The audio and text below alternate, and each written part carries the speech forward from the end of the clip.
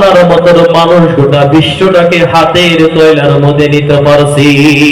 এই ব্রেনের মাধ্যমে জমিনের থেকে আকাশ পর্যন্ত গেতেছে না নাই। এই ব্রেনের মাধ্যমে এখান থেকে বসে বসে আপনি মক্কা জমিনের খবর আপনি নিতে পারছেন, ওই আরবের খবরে নিতে পারছেন, আমেরিকার খবরে নিতে পারছেন নাই। ও বাচ্চারা ভাই জানারা, এই ব্রেনটা কিন্তু আর কোন মখলুকাতকে দেয় না রে বন্ধু, আমাকে আপনাকে দিছে।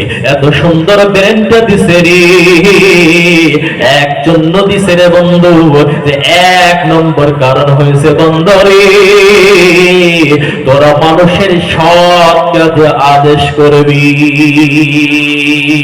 তোরা মানুষের সৎ কাজে আদেশ করবি। আর এখন আমরা উল্টা চলতেছে, যদি সৎ কাজে কেউ আদেশ করে পারলে তবে পিঠাবো না নাকি? হ্যাঁ, এই রয়েছে বর্তমান সমাজের পরিস্থিতি। কিন্তু আল্লাহ সৃষ্টি করছে আমাদেরকে আপনাদেরকে সমস্ত মখলুকাতকে তিনি তেরে সমস্ত মখলুকাতের মধ্যে থেকে সবচাইতে শ্রেষ্ঠ হিসেবে আমাকে আপনাকে আল্লাহ বানাইছে। আল্লাহ বলছে বান্দারে তোদেরকে আমি শ্রেষ্ঠ বানালাম এই জন্য বান্দা তোরা সৎ কাজে আদেশ করবি। এক নম্বর কারণে বান্দা তোরা সৎ কাজে আদেশ করবি। দ্বিতীয় কারণ হয়েছে বান্দারে, ও বান্দা, দ্বিতীয় কারণ হয়েছে তোরা অসৎ কাজে নিষেধ করবি। কাদেরকে বলছে অসৎ কাজ নিষেধ করার জন্য? কাদেরকে বলছে? মানুষদেরকে বলছে না জীব জানোয়ার গরু ছাগল ভেড়া মুরগি এদেরকে বলছে? কাদেরকে বলছে? মানুষকে বলছে। উল্লেখ করে ও বান্দা তোরা সৎ কাজে আদেশ কর এবং অসৎ কাজে নিষেধ কর।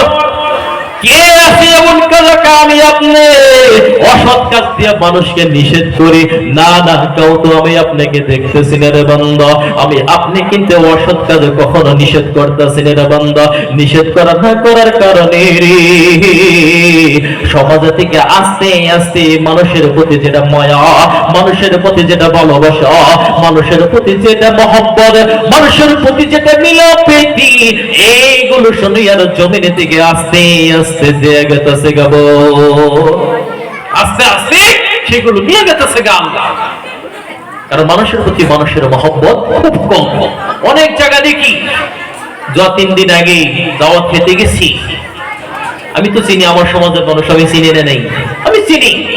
জুমার নামাজের পর যখন দাওয়াত খেতে গেছি, যে বলছি যে আপনার ভাই কোথায়, অথচ পাশেই বাড়ি। ভাই আসে নাই বলছিলেন তো, বলছিলেন আসে নাই কেন জানি না। যখন দাওয়াত খাওয়াইয়া বাইরে হয়ে আসি, ওই বাইরের সাথে আমার সাথে লোক হওয়ার সাথে সাথে আমি বললাম আপনাকে দাওয়াত দেয় নাই, আপনি কেন গেলেন না? ওর ছেলেরা কথা এই জন্য বলছি আমার আপনার সমাজে থেকে ভালো কাজগুলো কেন হারিয়ে গেছে রে বান্দা, এই কথাটুকু আমি আপনাদেরকে বলতেছি এই জন্য এইসব আমার আপনার ফিরিয়ে আনতে হবে। যদি আমি আপনি না নিরে আস্তে আস্তে দুনিয়ার জমিনে গজব দিয়ে ভালো মানুষগুলো দুনাইতে দিকে বিদায় নিয়ে যাবে। ও বাচ্চারা বাইরেরা, তখন ওই বড় ভাইটাকে আমি বললাম যে আপনি কেন দাওয়াতে গেলেন না? দাওয়াতে যাইবো, কেন যাবো? দাওয়াতে যাব, দাওয়াত দিছি ঠিক, কিন্তু আমি ঘরের ভিতরে বহা দাওয়াত দেয় যে ভাই কালকে তোমার অঙ্গবাদে যাবো। আমি যে মানুষটা ঘরের ভিতরে বহা, আমার কাছে ভিতরে একটু আহেক দেহে, আর এর আগে বহু ঠাই লাগাই যাইছে, বহুত কিছু হয়েছে। বাড়িতে আসলে 16 বছর ধরে বাইরের বাড়িতে আসে না, 1.5 বছর ধরে বাড়িতে বাড়িতে আসে। এইগুলো হয় কিসের নিকে তা কি জানি। আমার বাস্তবতা জীবনে যখন ছোট্ট ছিলাম, নিজেরাও দেখছি যে নিজেকে বাড়িতে যখন কোনোদিন নিজে যারা সুযোগ হয়েছে, যারা সিজিমে যখন বকের ব্যক্তি তো বর্তমান দুধের পিঠা বানায় নাই, এই দুধের পিঠাগুলো বানাইতো দেখতাম ঢিস বইরে এরকম তখন 3 থেকে 4 দিন 5 ডিশ করে বানাইতো তারা। আত্মীয় স্বজন যা কিছু আছে আশেপাশে সমস্ত মানুষগুলো তারা খাওয়াইতো, কিন্তু এখন তারা খাওয়ায় না। তখন তো সেই সময় তো আরো পয়সার বেশি অভাব আছে, তখন তো পয়সার মূল্যটা তখন আরো বেশি হতো। তখন যদি মানুষে পারছে, কিন্তু এখন পারি না কেন? এখন না পারার কারণ আমি আপনি আল্লাহ সেই উদ্দেশ্য আমাকে আপনাকে বানাইছি, সেই উদ্দেশ্যের প্রতি কোন ধরনের আমি আপনি মাতমাতিনার বন্ধু। 2 নম্বর কারো অসৎ কাজে নিষেধ করা। দেখা গেছে অসৎ কাজ আমার আপনার ভাইও যদি করে তাও কোনদিন তাকে বাধা দেই না। যদি আমার আত্মীয় স্বজনের মধ্যে কেউ করে তাও কোনদিন বাধা দেই না বন্ধু। বাধা দিয়া না করার কারণ কারণ বাধা দিবারে গেলে বর্তমান উল্টা এরেস করে। হাসানে নাই বর্তমান যদি আপনি ভালো কথা কমেন্ট নিয়ে কারোর কাছে যায় আমার আপনার কথা কখনো শুনবে না, কোনো দিন শুনবে না, পোলাপান করে মানেই না। আর যখন কোন একটা পোলাপানটা আপনি 1 থেকে 2টা থাপড় দিবেন, থাপড় দেওয়ার সাথে সাথে গার্জিয়ান তরফ থেকে আমার আপনার জন্য মানে কেস ফাইল করে দিতে আনার, অথচ ভালোর জন্য তাকে শাসন করা হয়। যাতে আমরা সেগুলো বর্তমান সমাজে থেকে উঠে গেছে। তার বলছে 3 নম্বর কারণ আল্লাহ যা ইবাদত দিয়েছে, আল্লাহ যে ইবাদত গুলো দিয়েছে বান্দা, আল্লাহ বলে ও বান্দা আমি তোমাদেরকে যে কর্মগুলো দিলাম সেই কর্মের প্রতি তোমরা মনোযোগ হয়ে যাও। কর্ম কি শুধু আমাদের 5 ওয়াক্ত নামাজে কি ইবাদত নাকি? 5 ওয়াক্ত নামাজ ইবাদত কি আমার আপনার? 5 ওয়াক্ত নামাজ কি ইবাদত? কথা কেন নেই? 5 ওয়াক্ত নামাজ কি ইবাদত? 5 ওয়াক্ত নামাজ পড়লেই কি সারা দিনের ইবাদত শেষ হয়ে যায়? শেষ হবে কি? না না না, 5 ওয়াক্ত নামাজ পড়লে আমার আপনার সারা দিনের ইবাদত শেষ হবে না রে বন্ধু। এই যে পবিত্র রমজান মাস আসছে রে, একটা মাস রোজা রাখলেও কিন্তু আমার আপনার ইবাদত শেষ হবে না। ও বাচ্চারা ভাইজানেরা, 5 ওয়াক্ত নামাজের মধ্যে 24 ঘন্টা 5 ওয়াক্ত নামাজের সময় লাগবে 1 থেকে 1.5 ঘন্টা, তাই না? নাই যারা নামাজ পড়ি তারা তো বলতে পারে 5 ওয়াক্ত নামাজের সময় 24 ঘন্টার ভিতরে 1 থেকে 1.5 ঘন্টা লাগবে রে বাবাজিরা রে। 1 থেকে 1.5 ঘন্টা যদি আমি আপনি নামাজে লিপ্ত হয়ে যাই, বাকি 23 ঘন্টা আমি আপনি কি করি? বাকি 23 ঘন্টা আমার আপনার কি হইতেছে সেটা তো কখনো আমরা হিসাব করতেছি না। করতেছি কি? বাকি 23 ঘন্টা আমি আপনি কি করি? ও বলছেরা এই যে পবিত্র রমজান মাস, একটা মাস রোজা রাখলেও কিন্তু আমার আপনার ইবাদত গুলো শেষ হবে না রে বন্ধু। যদি মনে করি রে একটা মাস করার পর যদি আমার ইবাদত শেষ হয়ে যায়, বাকি 11টা মাস আমি আপনি কি করব? বাকি 11টা মাস আমার আপনার কি করা হবে? ইবাদত তো আমার আপনার শেষ হবে না। বাপসারা ভাইজানেরা, আল্লাহ বলে বান্দারে এই নামাজের পরেও তোদের কিছু ইবাদত রয়েছে রে বন্ধু। এই নামাজের পরে কিছু ইবাদত রয়েছে, যে ইবাদতগুলো নাকি তোদেরকে দুনিয়ার জমিনে রিজিকের অভাব পূরণ করে দেবে। বল সুবহানাল্লাহ।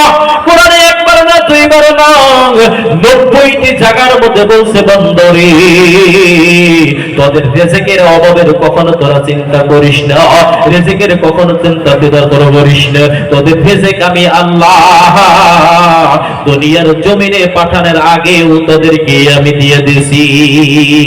এই দুনিয়ার জমিনে পাঠানোর আগে আমাকে আপনাকে রিজিক নির্ধারণ করে দিয়েছে, কিন্তু আমি আপনি সেই রিজিকের জন্য হুদায় সারাটা দিন পরিশ্রম করি, মেহনত করি। বাপসারা ভাইজানেরা, তার জন্য বলছি রে যদি মেহনতে আমার আপনার ইবাদতের যদি মেহনতে আমার আপনার রিজিকের মূল হইতো, তাহলে সবচাইতে ধনী থাকতো ঠেলাওয়ালা রিস্কাওয়ালা। সবচাইতে ধনী থাকতো ঠেলাওয়ালা রিস্কাওয়ালা, এরা সবচাইতে ধনী থাকতো। ও বাপসারা ভাইজানেরা, এই যে ইবাদতের মূল শুধু নামাজ নয়, দুনিয়ার জমিনে আমার আপনার প্রত্যেকটি কথা যেন হক হয়, আমার আপনার মাধ্যমে যাতে কোনো একটা কথা মিথ্যা না ফাইদায়, আমার আপনার চলার পথে জানি কোনোদিন কোনো মানুষকে আঘাত না করি। আমার আল্লাহ বলছে বান্দারে দুনিয়ার জমিনে তাদের যখন কবরে আসবে, কবরে আসার পরে আমি আল্লাহ সমস্ত কিছু তাদেরকে মাফ করে দিতে পারি রে, কিন্তু 2টা জিনিস আমি তোমাদেরকে মাফ করতে পারি না রে বান্দা। 1 নম্বর হইছে বান্দা তুই যদি জমিনের ভিতরে কারো কাছে ঋণী থেকে যাস, ও বান্দা তুই যদি কোনোদিন কারো কাছে ঋণী থাকো, এই ঋণ আমি কোনোদিন ক্ষমা করতে পারবো না।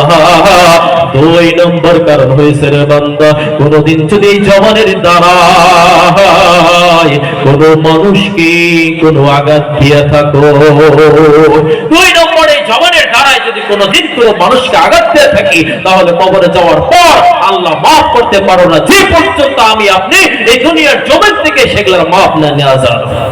বাবজারারা ভাইজারারা, তার জন্য আমি আপনি বলছি রে, নামাজ না পড়লে দুনিয়ার জমিনে গজব আসে না, নামাজ না পড়লে দুনিয়ার জমিনে আল্লাহ গজব বেশি দিতে পারে না। আবার আমার আপনার জন্য এমন কিছু কারণ আছে রে বান্দা, যেগুলো কারণের কারণে আমার আল্লাহ দুনিয়ার জমিনে গজব দেয় রে বান্দা। সেইগুলো কারণের মধ্যে হইছে, কোন মানুষ যদি কোন মানুষকে আঘাত করে, কোন মানুষ যদি কোন মানুষকে নিন্দা করে রে বন্ধু, কোন মানুষ যদি কোন মানুষকে অপমান করে, এইগুলো কারণে আল্লাহ রাব্বুল আলামিন দুনিয়ার জমিনে সহ্য করতে পারে না। আমার আল্লাহ তৎক্ষণাৎ দুনিয়ার জমিনে গজব নাজিল করে বন্ধু। দুনিয়ার জমিনে আমার আপনার কথা যদি কোন মানুষকে কোনদিন আমরা আঘাত করি, কোন অপমান করে অপদস্থ করি, আল্লাহ সবচাইতে এই কথাগুলোর ভিতরে আল্লাহ সবচাইতে রাগান্বিত হয়। এই রাগান্বিত হওয়ার সাথে সাথে আল্লাহ কি করে সহ্য করতে পারে না, আল্লাহ দুনিয়ার ভিতরে গজব নাজিল করে। তখন বাবজারারা ভাইজারারা, আমার আপনারে কিন্তু সত্য হইতে হবে রে বন্ধু, আমার আপনারে কিন্তু এইগুলো সব চাইতে সিনচার হইতে হবে রে বন্ধু। ও বাবজারারা ভাইজারারা, আমি আপনাদেরকে বলি, এই দুনিয়া আমার আপনার চিরস্থায়ী নয়, এই দুনিয়া আমার আপনার চিরস্থায়ী নয়, এই দুনিয়া তোমার আপনার আমার আপনার জন্য চিরস্থায়ী নয় রে বন্ধু। এই দুনিয়া এমন একটা দুনিয়া রে, যে দুনিয়ার ভিতরে আমি আপনি সর্বদা নিজেকে ভুলিয়া রাখি। এই দুনিয়া এমন একটা দুনিয়া, তার জন্য কবি বলছেন, আজ না হয় কাল তুমি যাইবা কবরে, যাওয়ার সময় দেখবি চেরি ও ভাইজান সবে রইব প্রহরে, যাওয়ার সময় দেখবি চেরি। আজ না হয় কাল তুমি যাইবা কবরে, যাওয়ার সময় দেখবি চেরি ও ভাইজান সবে রইব প্রহরে, যাওয়ার সময় দেখবি চেরি। বাচ্চান, এই দুনিয়াটা এমন সুন্দর একটা দুনিয়া, আমার আপনার সাথে যেতে কখনো ইচ্ছা করে না, কিন্তু তথাপি আমার আপনার যেটা নিয়ম, আমার আপনার যেটা বিধির নিয়ম পরিস্থিতি, এই পরিস্থিতিতে যাইতে হয় না নাই। অনেক মানুষ আমি দেখি, অনেক মানুষ দেখি তারা মরণ থেকে অনেক ভয় করে। না না, মরণ দেখলে ভয় করতে চলবে না রে বাবাজিরা, আমার আপনার দুনিয়ার জমির দিকে যাইতে হবে রে। তার জন্য বলছি রে, ওই দুনিয়ায় যাওয়ার আগেই, ওই কবরে যাওয়ার আগেই দুনিয়ায় থেকে আমার আপনার কবরের সামান গুলো তৈরি করতে হবে। এই দুনিয়ার জমির দিকে আমার আপনার কবরের সামান গুলো তৈরি করতে হবে, এটা আমার আপনার প্রত্যেকেরই জরুরি। তখন যদি আমি আপনি দুনিয়া থেকে যাই, যাওয়ার পরও যদি কোনো মানুষ একটা সেকেন্ড আল্লাহর কাছে বলে, আল্লাহ আমাকে একটা সেকেন্ড আপনি সময় দেন, আমি দুনিয়ার জমিনের থেকে ভালো কাজগুলো করে আসি, আল্লাহ কখনো কোনোদিন দিবে না বন্ধুরা। তার জন্য বলছি, আমার আপনার এই দুনিয়ার জমিনে থেকে যতদিন আসি, এই দিনগুলো থাকার জন্য আমি আপনি কখনো নির্ধারণ করতে পারবো না। বলা হয়েছিল যে সবচাইতে কোন দিনে করে ইবাদত শ্রেষ্ঠ, একজন বলছিল যে সাহাবারা, যে সবচাইতে ইবাদত কোন দিন করে ইবাদত শ্রেষ্ঠ, তখন তিনি বলছিলেন যে মৃত্যুর আগ দিনের দিনের হলো ইবাদত, মৃত্যুর আগের দিনের ইবাদত হলো সবচাইতে শ্রেষ্ঠ। বলা হয়েছে মৃত্যু কখন কোন সময় হবে, তখন আমি আপনি কিভাবে জানবো মৃত্যু কখন কোন সময় আসবে? জানবো কি কখন? কখনো জানবো না। তার জন্য বলছি, ওই মৃত্যুটা আমার আপনার যদি প্রত্যেকটা দিন আমি ভাবি এই যে রাত হয়ে গেছে, এই রাত হওয়ার পর আমার আপনার দিন আসবো কিনা আমি আপনি জানি না। অনেক মানুষ সবাই ভালো মানুষই দেখ সকাল বেলায় তার মৃত্যুর এলান হয়ে যায়। তার জন্য কখনো জানি আমরা কোনো সময় আজ করুন কাল করুন ভবিষ্যতে 2 দিন পরে করো 3 দিন পরে করো, এরকম যাতে আমরা কখনো না করি। প্রত্যেকটা দিন আমরা মৃত্যুর দিনটাকে সময় নিয়ে যাতে আমরা ইবাদত গুলো আল্লাহর করি।